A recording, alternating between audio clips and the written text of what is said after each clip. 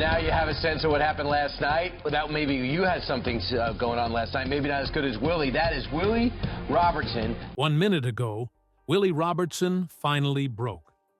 Not the joking, laid-back Duck Commander boss we watched build an empire on A&E. Not the family man who turned homemade duck calls into a $100 million brand while keeping that Louisiana drawl and that trademark bandana. The Willie Robertson who showed up in recent statements was someone different, someone admitting that his world is falling apart and that what he has to say is disturbing even for fans who've followed the Robertson family through 15 years of fame. This isn't another reality TV announcement about a new product line or a book tour. This is a confession about death in the family, legal trouble that could have put him behind bars, and a single incident that exposed the ugly side of fame the Robertson brand was never supposed to show. The news Willie is breaking changes everything we thought we knew about Duck Dynasty and what happened when the cameras stopped rolling. Because somewhere between building a media empire and losing the man who started it all, the Robertson family stopped being the humble, faith-driven people from the swamps of West Monroe and became something else entirely. Something Willie himself now admits he barely recognizes. To understand how Willie Robertson got here, you have to go back to the beginning, back before Duck Dynasty ever existed, when the Robertson family was just another struggling business in rural Louisiana hoping to make ends meet. Phil Robertson started Duck Commander in 1972, hand-carving duck calls in a dilapidated boathouse on the Ouachita River. Phil had been a college football star at Louisiana Tech, good enough that Terry Bradshaw sat behind him on the depth chart, but he'd walked away from professional opportunities because they interfered with duck hunting season. That choice tells you everything about Phil's priorities and the values that would later define the family brand. For 30 years, Duck Commander was a mom-and-pop operation. Phil and his wife, Miss Kay, ran the business out of their home, selling calls through word of mouth and at hunting conventions. Their sons worked in the shop when they weren't in school, learning the business by actually building the products. Jace became the master call maker, obsessive about tuning each call to produce the perfect sound. Willie, the third son, showed an early aptitude for business and sales, talking to customers and handling orders with a natural charisma that would later serve him well on television. Willie officially took over Duck Commander in 2006, and that's when everything changed. Phil had been content to run a small operation, making enough to support hunting season and keep food on the table. Willie had bigger ambitions. He moved the company out of the Robertson home and into an actual warehouse facility in West Monroe. He hired professional staff, streamlined production, and most importantly, he understood marketing in a way Phil never had. Willie saw potential in the Duck Commander brand beyond just selling calls. He wanted to build an empire. The family's rise to fame started with a hunting video series called Duckmen that they produced themselves, showing the Robertson brothers hunting and joking around in the Louisiana swamps. The videos developed a cult following among hunting enthusiasts, and that success caught the attention of television producers looking for the next breakout reality show. In 2012, Duck Dynasty premiered on A&E, and what happened next surprised everyone, including the Robertsons themselves. The show became a cultural phenomenon, peaking at nearly 12 million viewers per episode and making the bearded Robertson men instantly recognizable across America. Duck Dynasty wasn't like other reality shows. There was no manufactured drama, no people screaming at each other over contrived conflicts. It was just the Robertson family being themselves, running their business, going hunting, having dinner together, and ending each episode with a prayer around Miss Kay's dining room table. In an era of increasingly cynical television, that authenticity resonated. viewers saw a family that genuinely seemed to like each other, that prioritized faith and tradition, and that hadn't let success change who they were at their core. The show made the Robertsons into unlikely celebrities, with Willie emerging as the public face and business mind holding it all together. But success on that scale brings pressure nobody can fully prepare for. By the show's peak in 2013 and 2014, the Robertsons were everywhere. Product endorsements, book deals, speaking tours, merchandise lines that put their faces on everything from t-shirts to Christmas ornaments.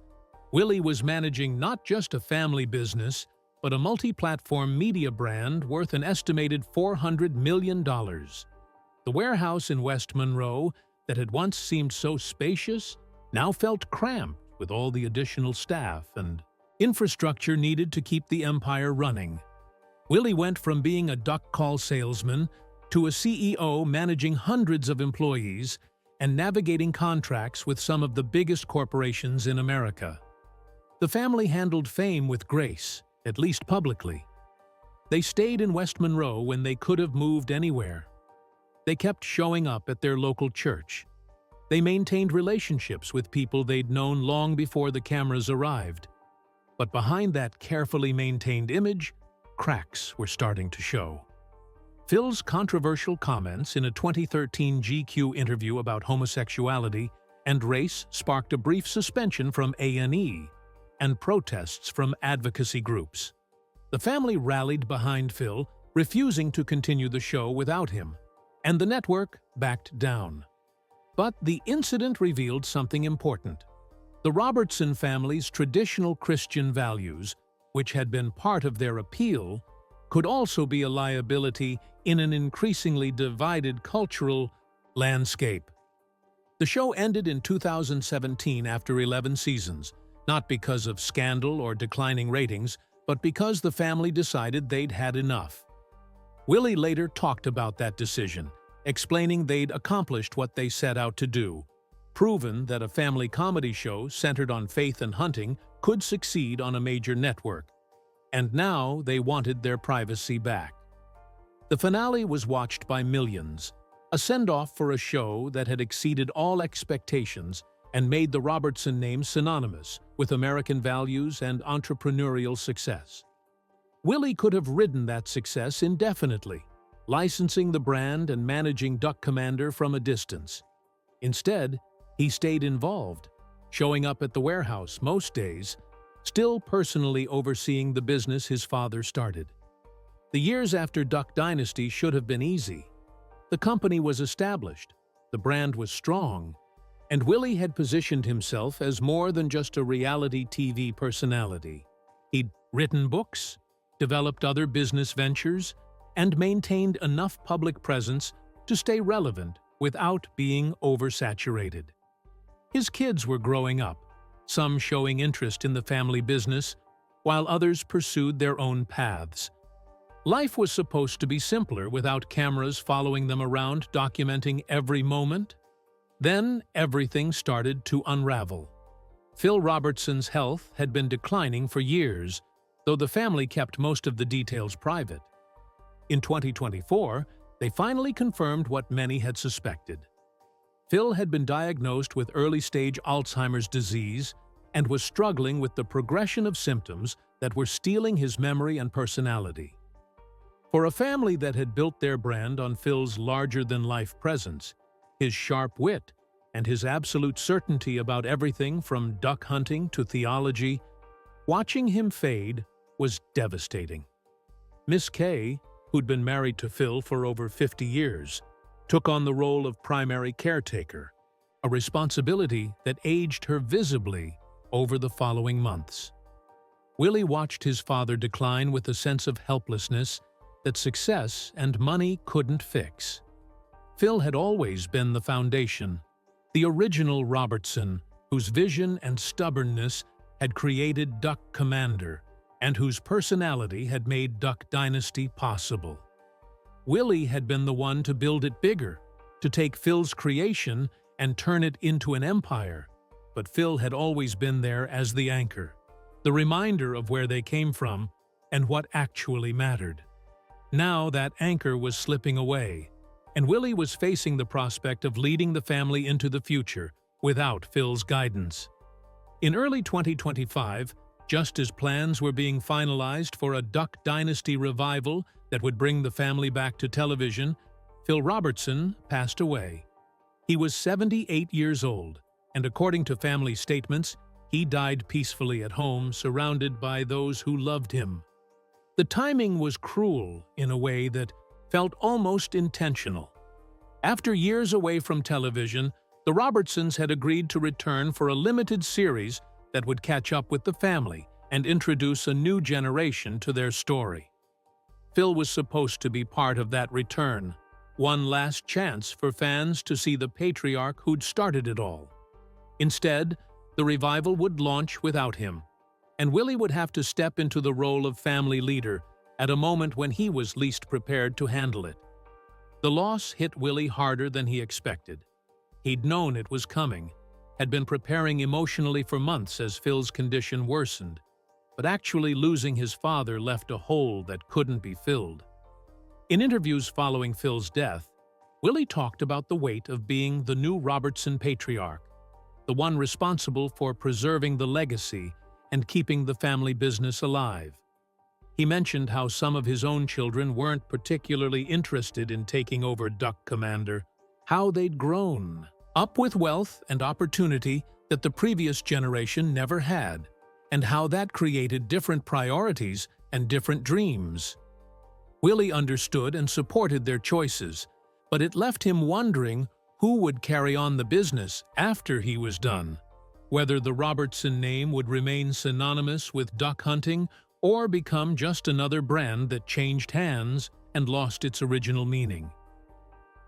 The pressure of Phil's death, and the revival, and the business, and the legacy all converged at a moment when Willie was already stretched thin. He'd been managing multiple ventures beyond Duck Commander, investing in real estate and other businesses in the West Monroe area, trying to diversify in case the duck call market ever dried up. He'd been dealing with family issues that weren't appropriate for public discussion, but that weighed on him nonetheless. He'd been trying to maintain the Robertson brand while also living an actual life, not just a performance of family values for cameras and fans. All of it built up to a breaking point that came in the worst possible way.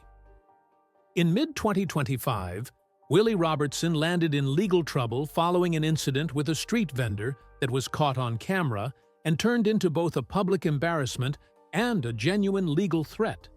The exact details are still somewhat unclear because legal proceedings were involved, and statements from various parties conflicted. But the general outline of what happened is disturbing enough even without complete clarity. Willie had been at some kind of promotional event, possibly related to the Duck Dynasty revival launch, possibly just a public appearance in his capacity as a local celebrity and businessman. A street vendor was set up nearby, selling merchandise that allegedly included Duck Dynasty-related items that hadn't been officially licensed.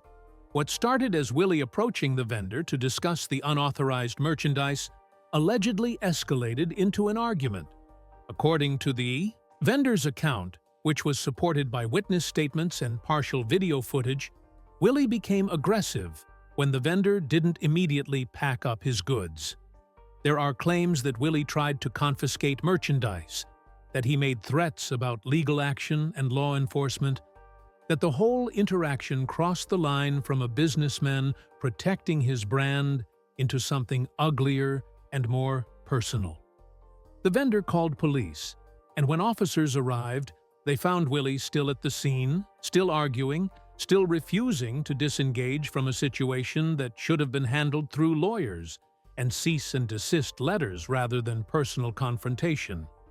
The police didn't arrest Willie at the scene, but he was later charged with misdemeanor offenses related to the incident. The specific charges have been reported differently by various sources, with some claiming assault or harassment, and others suggesting lesser violations like disturbing the peace or making threats. What's certain is that Willie faced the possibility of jail time and fines, that the incident became public knowledge, and that video footage circulated online showing Willie Robertson, the family man from Duck Dynasty who'd built a brand on Christian values and humble Louisiana living, having a very public argument over counterfeit merchandise with a street vendor who probably didn't have two nickels to rub together. The footage was damaging in ways that went beyond legal consequences. It showed Willie out of context, away from the carefully managed image of Duck Dynasty episodes and controlled media appearances. He wasn't wearing the bandana and camo outfit that had become his television uniform. He wasn't surrounded by family members who could diffuse tension with humor. He was just a wealthy businessman getting into a heated confrontation over merchandise that probably represented a tiny fraction of his net worth. And the optics were terrible. Fans who'd spent years defending the Robertson family against critics, who'd argued that Duck Dynasty represented authentic American values, suddenly had to reconcile that image with video of Willie threatening a street vendor over bootleg merchandise. The incident forced conversations the family had probably hoped to avoid, about how success and wealth change people even when they don't think they're changing, about the difference between the image presented on television and the reality of managing a business empire, about whether the humble, faith-driven family from the swamps had become just another group of wealthy celebrities protecting their brand at all costs. Willie's legal team worked to minimize the fallout, eventually negotiating a settlement that involved fines and possibly community service, but avoided jail time. The vendor reportedly received compensation, though the amount was kept confidential. The whole mess was resolved in the way most legal issues involving wealthy defendants get resolved, with enough money changing hands that everyone agreed to move on. But the damage to Willie's reputation and his own self-image couldn't be fixed with a settlement check. He'd spent years positioning himself as different from typical celebrities, as someone who'd kept his roots despite success, who still showed up at the Duck Commander warehouse and still went hunting with his brothers and still prioritized family over everything else. The street vendor incident punctured that image, revealing someone who'd become protective and aggressive about brand management in ways that didn't match the laid-back, humor-first personality fans had fallen in love with on Duck Dynasty. Willie later admitted in statements that the incident was a low point, a moment where he lost perspective and let stress and pressure override his better judgment. What made the situation worse was that it wasn't happening in isolation. The Robertson family had been dealing with security threats and legal issues for years, though most of it had been kept relatively quiet until the street vendor incident forced everything into public view. In 2020, their West Monroe estate had been targeted in a drive-by shooting that shattered windows and left bullet holes in the walls. The family wasn't home at the time, but the attack was clearly intentional, someone specifically targeting the Robertson property, either as a statement or a threat. 2 men were eventually arrested and charged with the shooting, which investigators linked to an ongoing dispute over some kind of business or personal matter. The Robertson family filed civil lawsuits seeking damages, and the case dragged through Louisiana courts for years. After that shooting, the family tightened security significantly. They installed cameras, hired professional security services, and took precautions that seemed extreme for West Monroe, but necessary given the reality of their fame and the threats they'd received. Willie filed for protective orders, court documents requesting legal barriers between his family and individuals who'd made threatening statements or shown up uninvited at Robertson properties. The documents painted a picture of a family under siege, dealing with obsessed fans, angry critics, and people who blamed the Robertsons for various cultural issues and wanted to make that anger known through harassment or worse. The security measures extended beyond just the family compound. Duck Commander's warehouse facility in West Monroe also increased security after incidents of vandalism and theft that may or may not have been connected to the same people targeting the family directly. Employees had to go through background checks and security screenings that would have seemed absurd back when Phil was running the business out of his house. The whole operation felt less like a family business and more like a corporation managing risk and protecting assets, which was probably necessary given the scale they'd reached, but represented a fundamental shift from the image Duck Dynasty had presented. Willie tried to maintain normalcy despite everything. He still showed up at the warehouse, still participated in promotional events for Duck Commander and other ventures, still maintained his public presence. But people close to the family noticed he'd changed. The easy humor and constant jokes that had defined his personality seemed forced sometimes, like he was playing a role rather than being himself. The stress was visible in ways that couldn't be hidden. Weight gain or loss, depending on the period. A tightness around his eyes that suggested someone carrying burdens they couldn't share publicly. The Duck Dynasty revival launched in late 2025 without Phil and with Willie trying to hold everything together. The show was different from the original run, more melancholic, more aware of the passage of time and the loss the family had experienced. Fans noticed that Willie seemed older, more serious, less inclined to the practical jokes and constant banter that had made him so entertaining in the original series. He talked about Phil in every episode, keeping his father's memory alive through stories and lessons, but there was a sadness underneath it all that couldn't be edited out. This was a family in mourning, trying to honor their patriarch while also moving forward into an uncertain future. Behind the scenes, Willie was dealing with the aftermath of the street vendor incident and everything it represented. The legal issues were resolved, but the personal reckoning was ongoing. He'd spent years building a brand based on family, faith, and staying true to your roots despite success. The incident forced him to confront whether he'd actually lived up to those values or just performed them for cameras and fans. Had he become the kind of person who threatens street vendors over bootleg merchandise? Had the pressure of managing an empire turned him into someone Phil wouldn't recognize? Those questions haunted him in ways that success and money couldn't solve. His children's reluctance to take over Duck Commander added another layer of pressure. Willie had always imagined passing the business to the next generation the way Phil had passed it to him, maintaining the Robertson legacy through continued family involvement. But his kids had grown up differently than he had. They'd never known real poverty or struggle. They'd been famous since childhood, growing up on television with opportunities Willie never had access to. Some of them were interested in media and entertainment, but not necessarily in duck hunting or running a manufacturing business. Others wanted to pursue completely different careers, using the platform and resources their family name provided, but not feeling obligated to continue the dynasty. Willie understood their choices intellectually. He wanted his children to follow their own dreams, rather than feeling trapped by family expectations. But emotionally, it felt like watching the Robertson legacy end on his watch. Like all the work Phil had done and all the expansion Willie had achieved would ultimately amount to just another business that changed hands and lost its soul.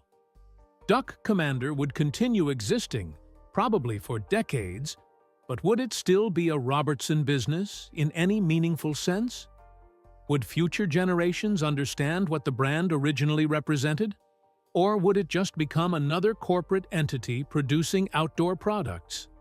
The weight of all these pressures, the loss of Phil, and the legal trouble, and the security threats, and the business uncertainty, and the family dynamics, brought Willie to a breaking point that he's finally admitting publicly.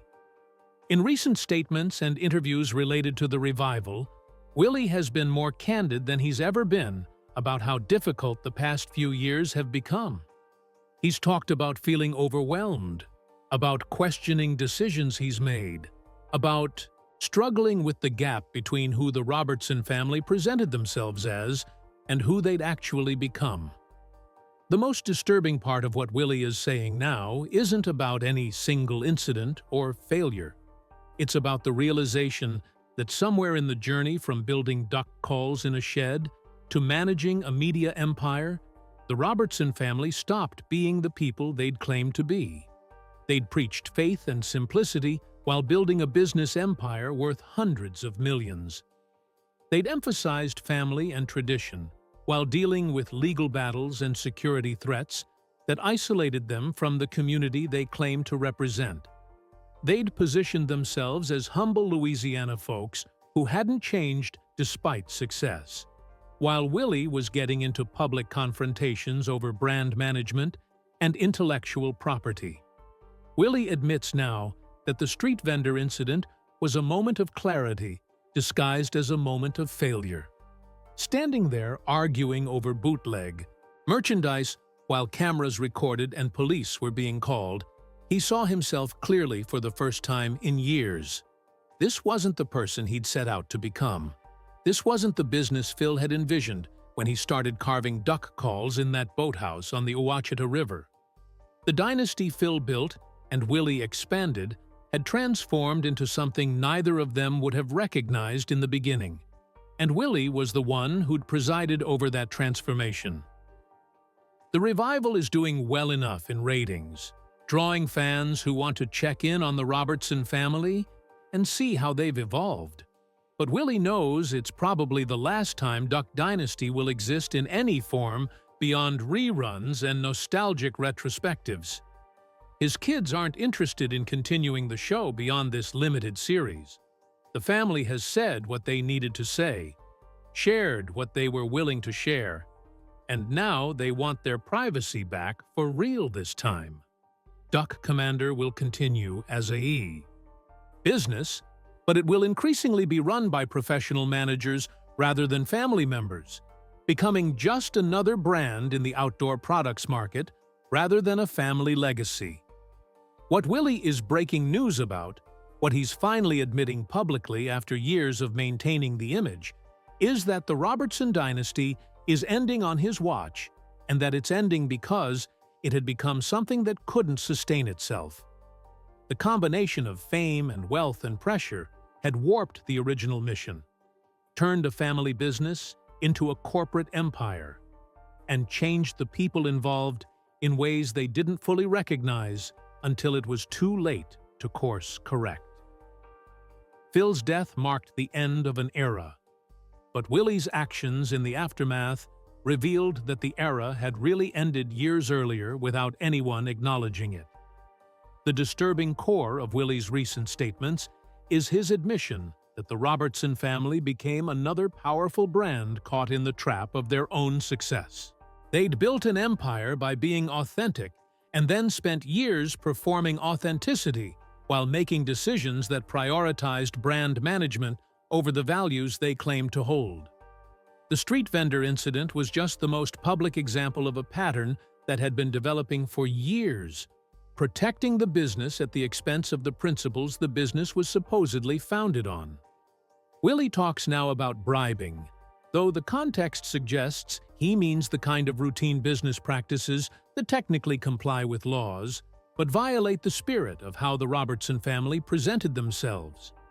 Cutting deals to keep certain stories out of the press, using legal threats to silence critics, managing their public image through the same PR machinery that any major brand employs. Nothing illegal, nothing that would shock anyone familiar with how celebrity families operate, but deeply inconsistent with the down-home, what you see is what you get image Duck Dynasty had sold to millions of viewers. The confession changes how fans will see Duck Dynasty forever, because it acknowledges the gap between performance and reality that everyone suspected, but the family had never admitted. The show wasn't fake in the sense of being scripted drama, but it was curated in ways that presented an idealized version of the Robertson family rather than the complicated truth. The real story included legal battles and security threats, and business pressure and family conflicts that never made it into episodes because they didn't fit the brand. Willie's breaking that silence now, not with expose-style revelations, but with quiet admissions that the journey wasn't what it seemed, and that he's struggling with what that means. For fans who grew up watching Duck Dynasty, who saw the Robertson family as proof that traditional values could succeed in modern America, Willie's admissions are genuinely disturbing. The show had represented something important to millions of people, a pushback against the coarsening of culture and the declining importance of faith and family in public life.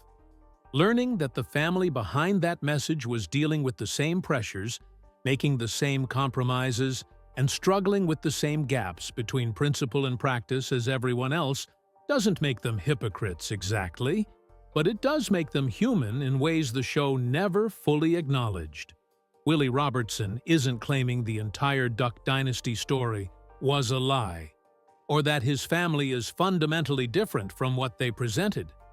He's saying something more nuanced and perhaps more honest, that living up to the values you preach is harder than it looks, especially when success and pressure and unexpected tragedy all converge at once. The Robertson family meant well, built something remarkable, and then discovered that maintaining it required compromises they hadn't anticipated making. The dynasty Phil built survived his death, but it didn't survive unchanged. And Willie is the one left trying to make sense of what it's become. The question facing Willie now is what comes next.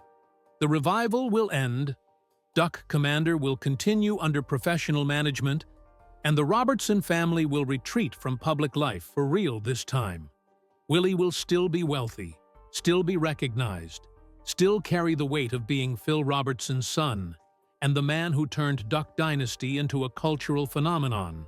But he'll also carry the knowledge that the dynasty ended with him, that his children won't continue it, and that the version of the Robertson family that millions of Americans fell in love with on television was always more performance than reality.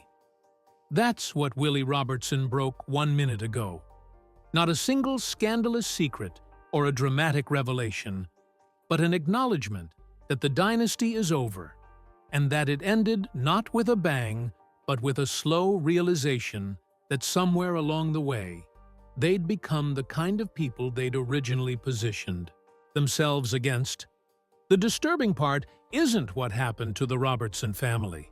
It's how normal it all was, how predictable the trajectory from humble beginnings to corporate empire to loss of identity, and how easily it happened despite everyone's best intentions. Phil Robertson built Duck Commander in a boathouse because he wanted to support his duck hunting habit. Willie Robertson turned it into a media empire because he saw potential Phil never imagined. But in the process of building that empire, something essential was lost, and Willie is finally admitting he's not sure it was worth the trade. That admission changes everything because it means Duck Dynasty wasn't just entertainment or even cultural commentary. It was a real-time documentation of how success changes people, how maintaining an image becomes harder than creating it in the first place, and how even the strongest family brands eventually crack under the weight of their own contradictions. The Robertson family will survive this. They're wealthy enough to be comfortable, connected enough to maintain influence, and established enough that Duck Commander will continue regardless of who runs it. But the dynasty, the idea that the Robertson name would represent something specific and unchanging for generations, is over. Willie knows it, the family knows it, and now the fans know it too. The disturbing news isn't that the Robertsons failed, it's that they succeeded too well, building something so big it couldn't stay true to its original purpose, and that the cost of that success was measured in compromises they never expected to make, and an identity they can't quite recognize anymore.